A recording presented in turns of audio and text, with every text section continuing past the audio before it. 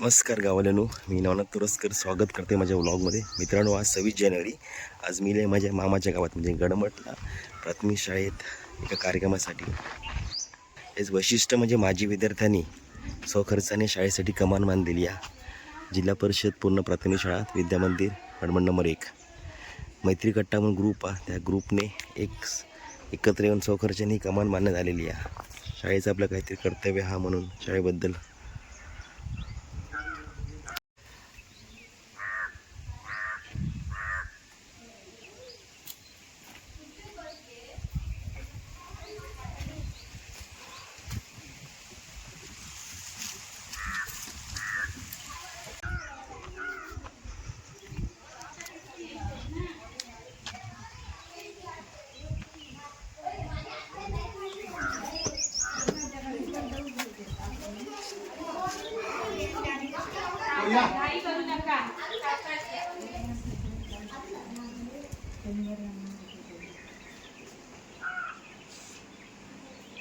नमस्कार सर. आज गडमट या शाळेत येऊन खूप छान वाटलं, कारण ग्रामीण भागातली शाळा असून या ठिकाणी खूप काही चांगल्या गोष्टी बघायला मिळाल्या. तर या ठिकाणी आज येण्याचं वैशिष्ट्य म्हणजे माझी विद्यार्थ्यांनी जी कमान बांधली आहे स्वखर्चाने, त्याबद्दल आपलं शाळेबद्दल झालं प्रेमाबद्दल काय म्हणाल? सर्वांना नमस्कार. प्रथमतः मैत्री ग्रुप गटाचे संसाररूपी देवाऱ्यात उजाळतो नंददीप समाधानाचा रोषणावांचे नाव घेते. आशीर्वाद द्यावा अखंड सौभाग्याचा. बॅचचे सर्व विद्यार्थी हे सलग 2 ते 3 वर्ष आमच्या संपर्कात असून पहिल्या वर्षी त्यांनी महाशिवरात्री निमित्त गांधेश्वर देवालयामध्ये विद्यार्थ्यांना दप्तर वाटप करण्यात आली होती. त्यानंतर त्याच वर्षी वह्या वाटप केले. गेल्या वर्षी त्यांनी 26 जानेवारी रोजी मुंबईवरून येऊन इथं आम्ही ज्यावेळी हळदी कुंकू घालतो त्याच दिवशी या शाळेमध्ये 26 जानेवारी दिवशी हळदी कुंकू घालून चांगल्या प्रकारचा एक नवीन पायंडा सुरू केला आणि तोच पायंडा यावर्षी त्यांनी चालू ठेवला. ते स्वतः आले संपूर्ण साहित्य घेऊन आणि मांजरकर नाळवडे यांच्यामार्फत त्यांनी आज सर्व गावातील मुलांना 6 क्वायर बुकच्या वह्या वाटप केल्या. सलग 4 दिवस इथं येऊन त्यांनी शाळेचं नावाची कमानी प्रवेशद्वार त्यांच्या अंदाजे मला वाटतं 25 ते 30 आणि गेट पण ते आता पैदा करून येणार आहे. स्वतः इथं 4 दिवस त्या कामगारांबरोबर राहून स्वतः त्या याला लोखंडाला कलर मारणे, इतर त्यांच्याबरोबर थांबून चेहरे उचलणे, सगळ्या पद्धतीची त्यांनी काम केले. खरोखर या मैत्री कट्ट्याच्या माध्यमातून शाळेकडे ज्या काही भौतिक सुविधांची वाणवा आहे ती वाणवा पूर्ण करण्याची ती गरज आहे, ती पूर्ण करण्याचे ते प्रयत्न करत आहेत. तर अशा या मैत्री कट्टा ग्रुपला माझ्या खूप खूप शुभेच्छा आणि त्याला त्यांच्या परिवाराला संपूर्ण चांगलं आरोग्य लाभो ही परमेश्वर चरणी इच्छा व्यक्त करतो. धन्यवाद.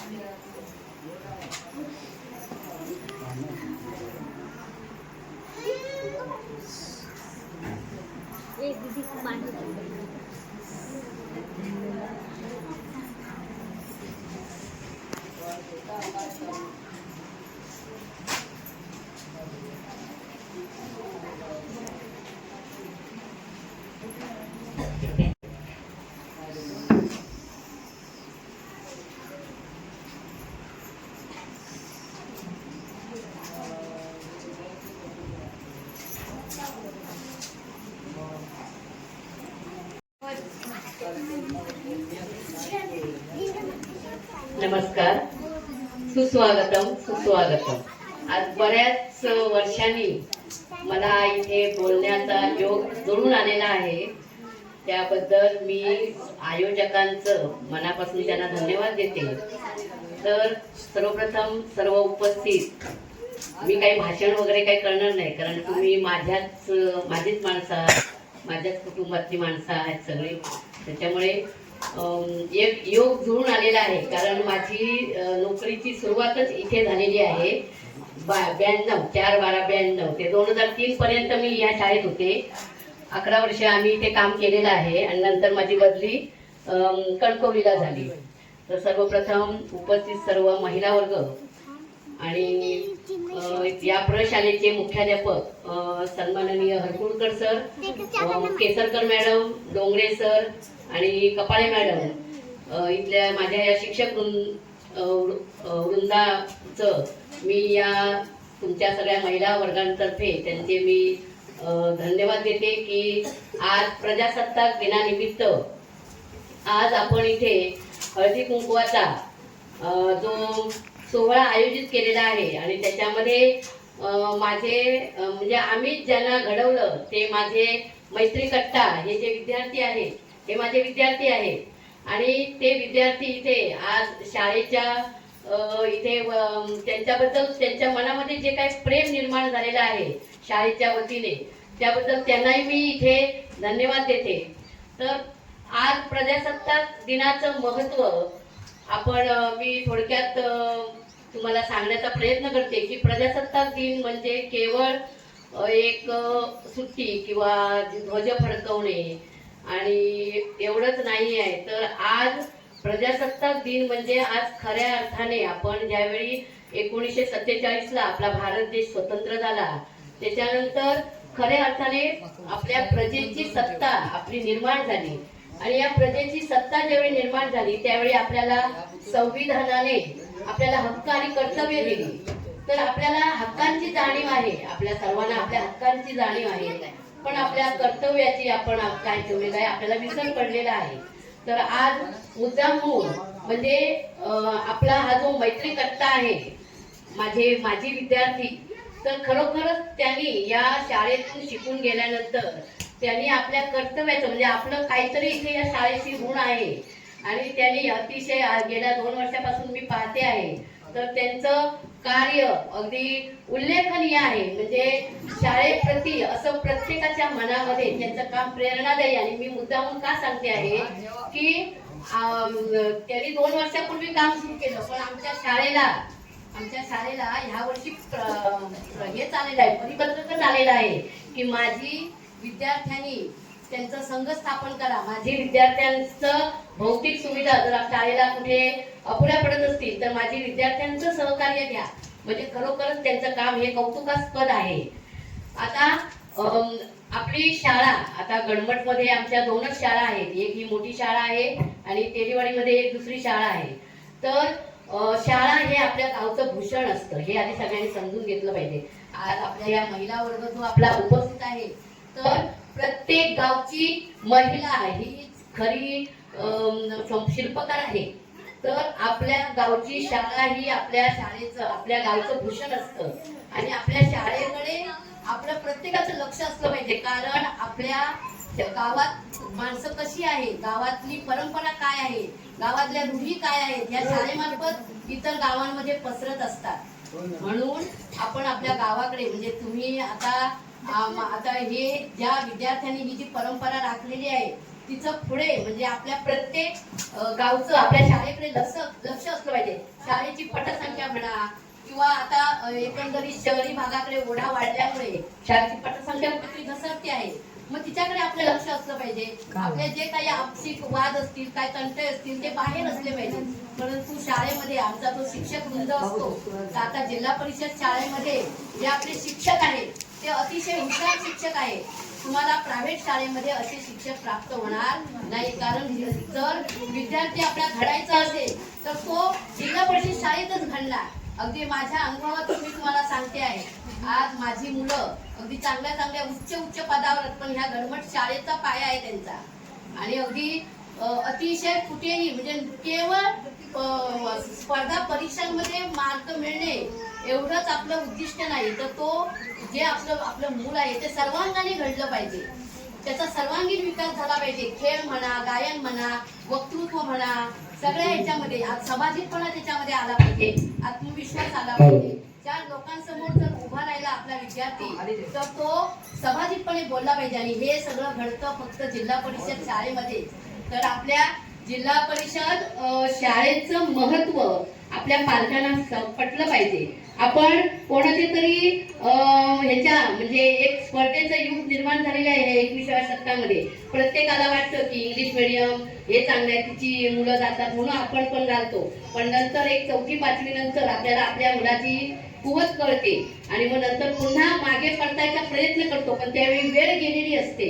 म्हणून मी एक थोडक्यात माझं बोलणं आटपते. फक्त एक तुम्हाला विनंती करते की आपल्या शाळेकडे आपल्या सगळ्यांचं लक्ष असू दे.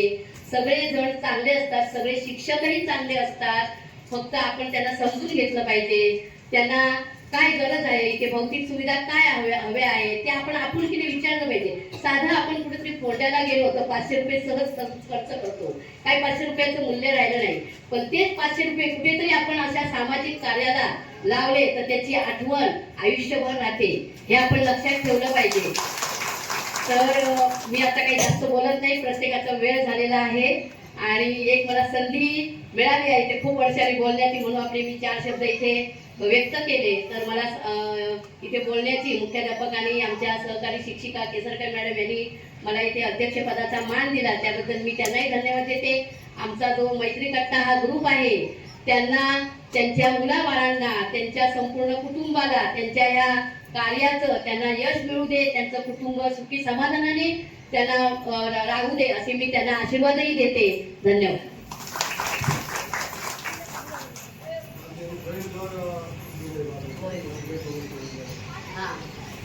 प्रवेशद्वार आहे ते या माजी विद्यार्थ्यांनी दिलेलं आहे आणि त्यांनी ते काय असे मोठे काही श्रीमंत वगैरे नाहीत, अगदी सर्वसामान्य कुटुंबातले मध्यमवर्गीय मुलं आहेत. ही कुठेतरी कष्ट करतायत, परंतु देण्याची एक वृत्ती आहे त्यांच्या अंगामध्ये. आणि हे समोरचं जे त्यांनी स्टेज आपल्या बाजूला ते प्रवेशद्वार बांधून दिलेलं आहे ते त्यांच्यासाठी आपण टाळ्या वाजवूया.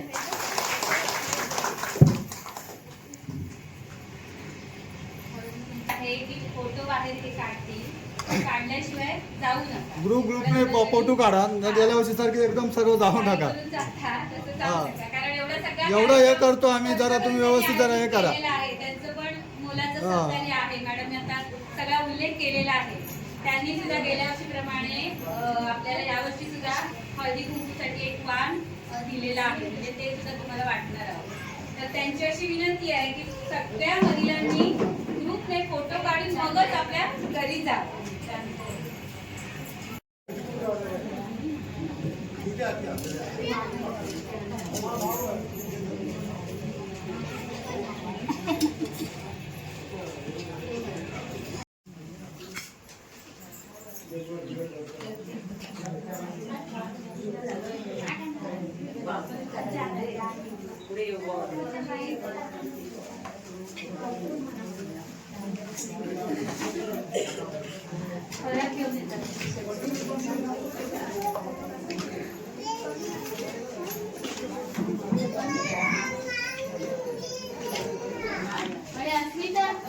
तू इकडे थांबे जाणीच परत घेऊन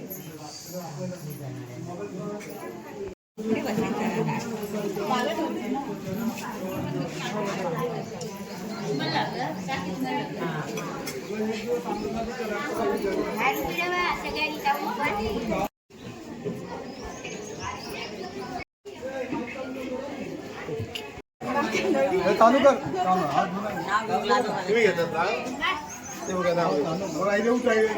पिंजीर बेलगाचे वाटून विलस गुलांचं नाव घेते, सगळ्यांचं नाव घालतो.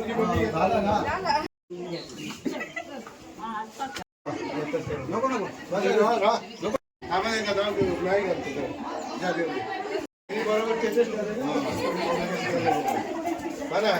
चालू हा की नाही? चालू कर, चालू कर बाळा. सह्याद्रीच्या पायथ्याशी बर्फाच्या राशी, सह्याद्रीच्या पायथ्याशी बर्फाच्या राशी, राजेंद्र गुरुवाचे नाव घेते हळदी कुंकाच्या दिवशी. फोटो काढला समुद्राच्या काठी सावंतांचा खेळ समुद्राच्या काठी सावंतांच्या खेळ गणपती कृष्णींचं नाव घेते हळदी कुंकवाची वेळ. इंग्रजीत म्हणतात चंद्राला मूल, इंग्रजीत म्हणतात चंद्राला मूल. चंद्रकांत साठमांचे नाव घेते बाळकृष्ण साठमांची सून. शिवरायाने राज्य केले शक्तीपेक्षा युक्तीने, प्रकाश पावण्याचं नाव घेते प्रेमापेक्षा भक्तीने. जवळ पाठ त्यावर सोन्याचे ताट, चंदनाचं पाठ त्यावर सोन्याचे ताट. विलासरावांचे नाव घेते आज गडमट शाळेत आहे हळदी कुंकवाचा थाट.